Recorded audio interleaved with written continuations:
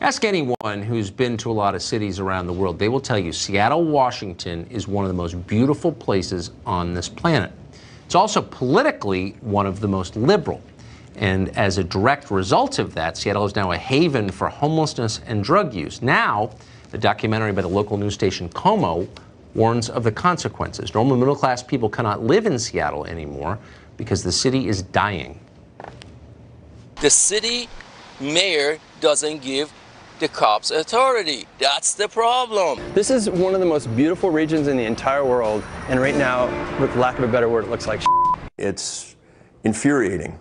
Every camp I walk into, there was a weapon. Multiple weapons. I found modified weapons. I was constantly on the side of the road talking to people that were swinging machetes. I have not met anyone else on the street who's not in some phase of addiction. I mean, of use, of serious use. And I think that that's the starting point. You just have to address that. You have to figure that out. You said call 911. Do you understand that the police have told us to vote you all out so that they can do their jobs? Putting the whole video on our Facebook page, by the way, tonight. It's remarkable. They did a great job. Jason Rantz is a Seattle radio host and joins us tonight. Jason, that video is really stirring. Do you think it accurately depicts what Seattle's like right now? I mean, look, if anything, it underplays exactly what's happening. In the last 10 days, there was an instance in which a mentally ill homeless man, 6'3", 270 pounds, tried to throw a woman over a highway overpass. That same exact freeway, I-5, a major freeway, just last week had a bunch of homeless people burning garbage dangerously close to a gas pipe.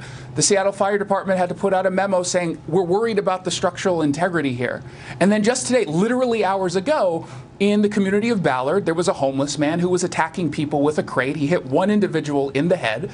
You know, they asked the question as to whether or not Seattle is dying. Not only is Seattle dying, but we've got a bunch of leaders who are letting it die. You've got a council and a mayor's office that is playing politics. They're being ideological. They go after anyone like me who happens to say, hey, maybe we should be helping these people, putting them into treatment, putting them into housing. But they say, well, we would just be inconveniencing them, that it's not compassionate to move them from site to site. I'm sorry, it's not compassionate to let them live like this. Your compassion is killing them. No, and they're drug addicts. So it sounds like your mayor doesn't care about Seattle at all.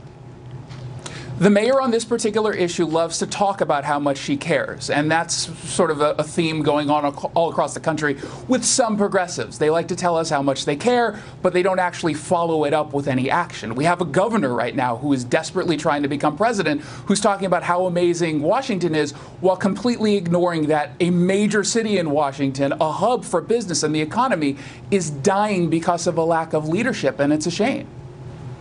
I mean, it's absolutely shocking that this could happen. Is there anybody, and I wish we had more time for this, but is there anybody in elected office in Seattle who's going to fix this? There are some Republicans and Democrats who are in Olympia, in our capital, who are looking at this at a sort of from a bigger picture. They're going to help in small quantities, but unless we get a change in leadership in the council in Seattle and the mayor's office, I just don't think they're going to be able to move anything through. But there are some Democrats and Republicans who are taking this really seriously because they live in the neighborhoods that are impacted. Yeah. And the problem with Seattle politics, they tend to spread to other parts of the state. I hope they do, because what's happening is cruel and awful. Jason Rantz, thank you for that. Good luck there. Thank you. Can't overstate how well done that one-hour news documentary was. It's by KOMO, the station out in Seattle. It's posted on our Tucker Carlson Tonight Facebook page. Hope you'll take a look at it.